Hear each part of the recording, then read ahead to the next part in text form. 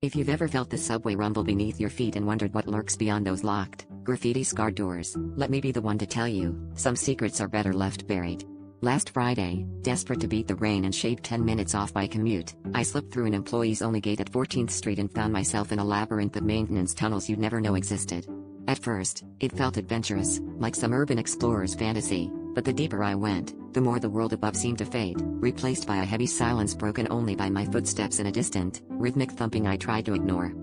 I kept my phone flashlight steady, illuminating walls slick with condensation and strange, chalky symbols that looked hastily scrawled. The air was thick and metallic, with a hint of rot. At one junction, I found a pile of torn orange vests, all streaked with something dark, and a battered toolbox lying open, its contents scattered as if someone had dropped it in a hurry.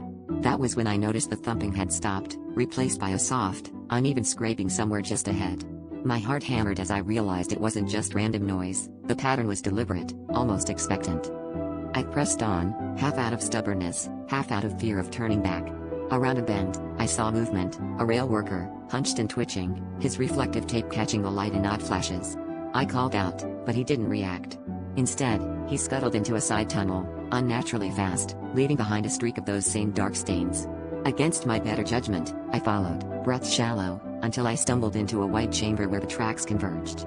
There, dozens of figures crouched in the shadows, their faces pale and slack, eyes reflecting the dim emergency lights like animals.